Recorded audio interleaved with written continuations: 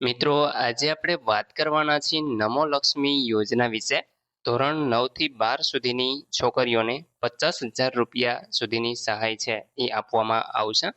મિત્રો, યોજના વિશે સંપૂર્ણ માહિતી તમને આ વિડીયોની અંદર આપવાની છે, તો વિડીયોને પૂરો જોવા વિનંતી. જો તમને વિડીયો ગમે તો લાઈક કરી દેજો, તમારા મિત્રો સુધી શેર કરજો અને ચેનલને સબસ્ક્રાઇબ કરી લેજો, જેથી આવી કોઈ પણ માહિતી આપ સુધી પહોંચતી રહે. તો ચાલો શરૂ કરીએ. મિત્રો, જોઈએ નમો લક્ષ્મી યોજના. જેમની વિગતો શું છે તો કે ગુજરાત સરકારના શૈક્ષણિક વિભાગ દ્વારા નમો લક્ષ્મી યોજનાનો ઉદ્દેશ્ય ગુજરાતમાં સરકારી સહાયિત અને ખાનગી શાળાઓમાં અભ્યાસ કરતી જે છોકરીઓ છે એમને સીધી જ નાણાકીય સહાય પૂરી પાડીને ધોરણ 9 થી 12 સુધી તેમનું શિક્ષણ પૂર્ણ કરવા માટે એક પ્રોત્સાહન પૂરું પાડવાનો યોજનાનો ઉદ્દેશ્ય છે. દરેક પાત્ર છોકરીને આ યોજના હેઠળ ધોરણ 9 થી 12 પૂર્ણ થવા પર કુલ 50,000 રૂપિયા સુધીની નાણાકીય સહાય છે એ સીધી જ એમના બેંક ખાતાની અંદર છે એ જમા કરી દેવામાં આવશે. વાત કરીશું લાભો ક્યાં ક્યાં મળશે, તો કે કુલ નાણાકીય સહાય દરેક પાત્ર છોકરીને સરકારી સહાયક અને ખાનગી શાળાઓની અંદર ધોરણ 9 થી 12 પૂર્ણ થવા પર કુલ 50,000 રૂપિયાની નાણાકીય સહાય છે એ પૂરી પાડવામાં આવશે. મિત્રો, ધોરણ 9 થી 10 નો લાભ જોઈએ તો વાર્ષિક તમને 10,000 રૂપિયા હાજરી અહીં તમે જોઈ શકો છો કે 10 ના આધારે તમને 500 રૂપિયા છે એ દર 10 મહિનાના 500 રૂપિયા એટલે કે ટોટલ 10,000 રૂપિયા છે એ તમને મળવાપાત્ર છે. અને બાકીના 50% ધોરણ 10 બોર્ડની પરીક્ષા પાસ કર્યા પછી ડાયરેક્ટ તમને છે એ બેંક ખાતાની અંદર જમા કરી દેવામાં આવશે. તો અહીં મિત્રો, પહેલા તો તમને દર મહિને 500 રૂપિયા એટલે કે 10 મહિને 500 રૂપિયા લેખે 5,000 રૂપિયા તમને આપવામાં આવે છે. તમે જેવું ધોરણ 10 પાસ કરશો એટલે 5,000 રૂપિયા છે ડાયરેક્ટ તમારા બેંક ખાતાની અંદર છે જમા કરી દેવામાં આવશે. એ જ રીતે મિત્રો, ધોરણ 11-12 નો લાભ જોઈએ તો એમાં વાર્ષિક રૂપિયા 15,000ની હાજરી અહીં તમે જોઈ શકશો કે 10 મહિના લેખે તમને 750 રૂપિયા એટલે કે 7,500 રૂપિયા છે એ તમને 50% સહાય આપી દેવામાં આવે છે દર મહિને 750.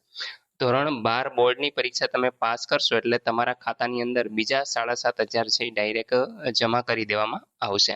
તો અહીં ટોટલ 15,000 રૂપિયા છે એ તમને આપવામાં આવશે દર વર્ષના 15,000 એટલે કે 11મામાં પણ 15,000 અને 12માની અંદર પણ 15,000 રૂપિયા છે એ તમને મળવાપાત્ર થશે. હવે મિત્રો, વાત કરીશું આમની લાયકાત શું રહેશે. તો કે અરજદાર છે એ છોકરી હોવી જોઈએ, અરજદાર વિદ્યાર્થી હોવા જોઈએ, એટલે કે તે સ્કૂલમાં અભ્યાસ કરતા હોય તે વિદ્યાર્થીની હોય તો એમને લાભ મળવા પાત્ર છે. અરજદાર ગુજરાતની કોઈ પણ સરકારી સહાયિત અથવા તો ખાનગી માધ્યમિક કે ઉચ્ચતર માધ્યમિક શાળાની અંદર ધોરણ 9 થી 12માં અભ્યાસ કરતા હોવા જોઈએ. અરજદારની વાર્ષિક આવક છે 6 લાખથી ને ઓછી હોવી જોઈએ અથવા તો એની બરાબર હોવી જોઈએ. એટલે કે મિત્રો, અહીંયા આવક મર્યાદા આપેલી છે કે 6 લાખ અથવા તો એનાથી ઓછી હોય તો તમે યોજનાનો લાભ છે એ મેળવી શકો છો. અહીંયા માસિક સહાય માટે પાત્ર બનવા માટે અરજદારે નિયમિત હાજરી છે એ જાળવી રાખવાની રહેશે. એટલે કે તમારે નિયમિત શાળાએ છે એ જવાનું રહેશે.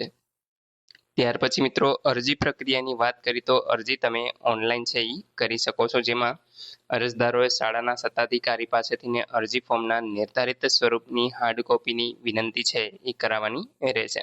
એટલે કે મિત્રો, તમે આ જે યોજના છે એનો લાભ તમારી જે તે શાળામાં અભ્યાસ કરતા હો ત્યાંથી જ તમારે છે એ મેળવવાનો છે અને શાળાની અંદર જ તમે ફોર્મ છે એ ભરી શકશો.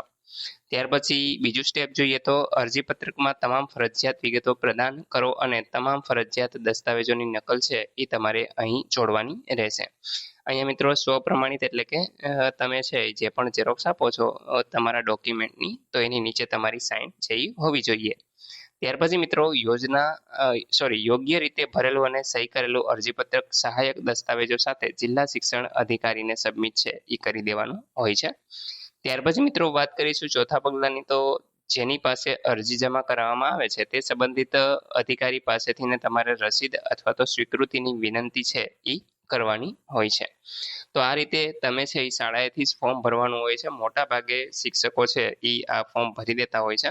તો આમાં બહુ તમારે કંઈ કરવાની જરૂર નથી મિત્રો, પરંતુ તમારે માત્ર એમને કહેવાનું છે કે મારે નમો લક્ષ્મી યોજનાની અંદર ફોર્મ ભરવાનું છે. અહીંયા મિત્રો, તમારે એક આવકનો દાખલો છે એ આપવાનો રહેશે.